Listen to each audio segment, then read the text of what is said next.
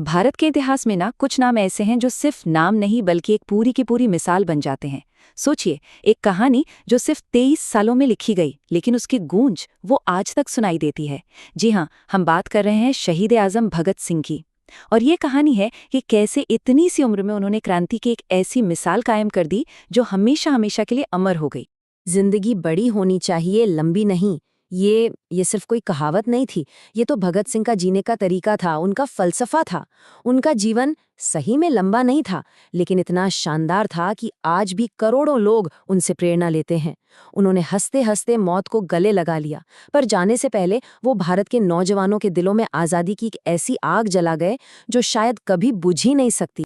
तो सवाल यही उठता है ना, आखिर कैसे कैसे सिर्फ 23 साल का एक नौजवान क्रांति का इतना बड़ा, इतना शक्तिशाली प्रतीक बन गया। चलिए, आज इसी कहानी की परतों को खोलते हैं और पता लगाते हैं। तो एक क्रांतिकारी का जन्म, कहते हैं ना, बगावत के बीज बचपन में ही बो दिए जाते हैं। हर क्रांतिकारी की कहानी कहीं न कहीं उसके बचपन में ही छिपी होती है। भगत सिंह की कहानी भी बिल्कुल वहीं से शुरू होती है, एक ऐसे माहौल से जहां क्रांति हवा में थी।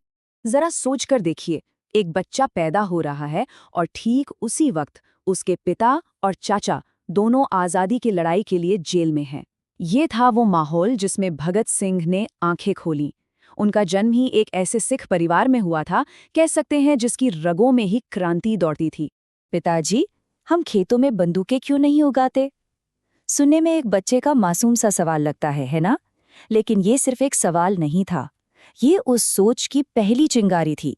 एक ऐसी चिंगारी जो आगे चलकर एक ऐसी आग बनने वाली थी जिसने ब्रिटिश साम्राज्य की नींव तक हिलाकर रख दी। और अब जलियांवाला बाग की शपथ, खून से लिखी एक कसम। देखिए, हर चिंगारी को आग बनने के लिए ना एक झटके की जरूरत होती है। भगत सिंह के लिए वो झटका थी एक ऐसी घटना जिसने उनका रास्ता हमेशा हमेशा के लिए तय कर दिया। 13 अप्रैल 1919 बैसाखी का दिन था। लोग जलियांवाला बाग में एकदम शांति से जमा हुए थे, बच्चे, बूढ़े, औरतें, सब। लेकिन फिर जो हुआ उसने इंसानियत को शर्मसार कर दिया।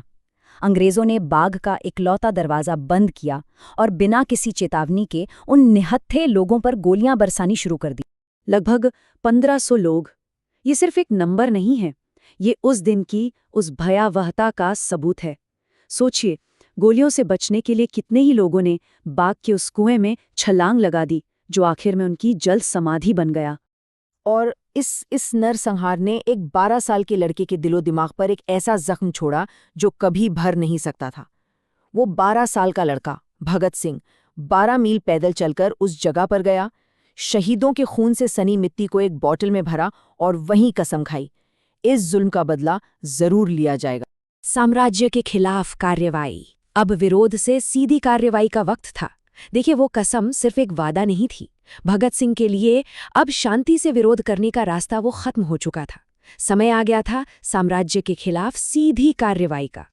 तो सबसे पहले उन्होंने 1926 में नौजवान भारत सभा बनाई ताकि युवाओं को जोड़ा जा सके, उन्हें प्रेरित किया जा सके। लेकिन फिर 1928 में एक पुलिस लाठीचार्ज में लाला लाजपत राय की बेरहमी से मौत हो गई और बस भगत सिंह के लिए सब्र का बांध जैसे टूट ही गया। अब सिर्फ विरोध प्रदर्शन से काम नहीं चलने वाला।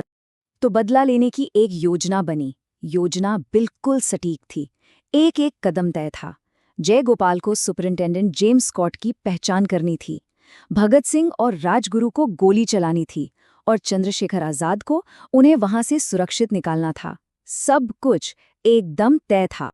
लेकिन यहीं पे एक बहुत बड़ी चूक हो गई, एक गलती। पहचान करने में हुई एक छोटी सी गलती की वजह से क्रांतिकारियों ने असली गुनहगार जेम्स स्कॉट की जगह असिस्टेंट सुपरिटेंडेंट जॉन सॉन्डर्स को मार गिराया। जैसा कि वो कहते थे, बहरों को सुनाने के लिए एक जोरदार आवाज की जरूरत होती है। और इसी सोच ने जन्म दिया 8 अप्रैल 1929 की घटना को। सेंट्रल असेंबली में जो बम फेंका गया, उसका मकसद किसी की जान लेना था ही नहीं। मकसद था सोई हुई ब्रिटिश हुकूमत को जगाना, एक जोरदार धमाके से। उन्होंने और बटुकेश्वर दत्त ने जानबूझकर असेंबली के खाली हिस्से में वो कम तीव्रता वाले बम फेंके। ये एक धमाका जरूर था, लेकिन हिंसा के लिए नहीं, बल्कि अपनी आवाज को बुलंद करने के लिए। ये अंग्रेजों को एक सीधा संदेश था कि अब भारत की आवाज को दबाया नहीं जा सकता। और फिर वो भागे नहीं, बिल्कुल नहीं, बल्कि उन्होंने खुद गिरफ्तारी दी, इनकलाब जिंदाबाद के नारे लगाते हुए। ये एक सोची समझी रणनीति थी। वो जानते थे कि उनकी गिरफ्तारी और फिर जो मुकदमा चलेगा वो उन्हें अपना संदेश पूरे देश तक पहुंचाने का एक बहुत बड़ा मंच दे। अदालत एक मंच के रूप में, मुकदमे को ही हथियार बनाना। गिरफ्तारी के बाद भगत सिंह का असल संघर्ष तो अब शुरू हुआ था। उन्होंने जेल की सलाखों को और अदालत के कटघरे को क्रांति का एक नया मंच बना लिया। जेल के अंदर का हाल बहुत बुरा था। उन्होंने देखा कि अंग्रेज और भारतीय कैदियों के बीच जमीन आसमान का फर्क था। जहां यूरोपियन कैदियों को अच्छा खाना, साफ सफाई, किताबें सब मिलता था, वहीं भारतीय कैदियों के साथ जानवरों से भी बदतर सुलूक होता था।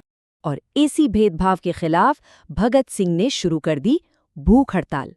उनकी मांगें बहुत सीधी और जायज थीं। सभी कैदियों के लिए एक जैसा खाना, पढ़ने के लिए किताबें और अखबार, साफ कपड़े और सबसे जरूरी बुनियादी इंसानी गरिमा। 116 दिन, ये सिर्फ दिनों की गिनती नहीं है, ये उनके फौलादी इरादों का सबूत है। सोचिए, 116 दिन की भूख हड़ताल। इस ऐतिहासिक हड़ताल ने पूरे देश का ध्यान अपनी ओर खींचा और ब्रिटिश सरकार को आखिर में उनकी मांगे मानने पर मजबूर कर ही दिया। बलिदान और विरासत, एक विचार के लिए शहादत। भगत सिंह की लड़ाई अब अपने अंतिम पड़ाव पर पहुंच चुकी थी, लेकिन यहाँ उनकी कहानी खत्म नहीं होती, बल्कि यहाँ से उनकी अमर विरासत की शुरुआत होती है।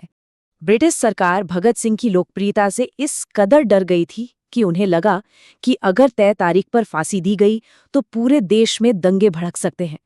इसी डर से उन्होंने फांसी की तारीख को एक दिन पहले कर दिया, 24 मार्च की जगह 23 मार्च। और फिर वो शाम आई, 23 मार्च 1931, लगभग 7:30 बजे। भगत सिंह, सुखदेव और राजगुरु, तीनों क्रांतिकारी हंसते हंसते फांसी के तख्ते पर चढ़े। कहते हैं उन्होंने फांसी के फंदे को चूमा और इनकलाब जिंदाबाद का नारा लगाते हुए इस दुनिया को अलविदा कह दिया। तो उनका जीवन एक विचार के लिए बलिदान था। भगत सिंह एक व्यक्ति नहीं रहे, वो एक विचार बन गए, आज़ादी का, न्याय का, समानता का विचार। और उनका ये बलिदान आज हमें ये सोचने पर मजबूर करता है कि आज के दौर में वो कौन से विचार हैं जिनके लिए हम सब खड़े होने को तैयार हैं।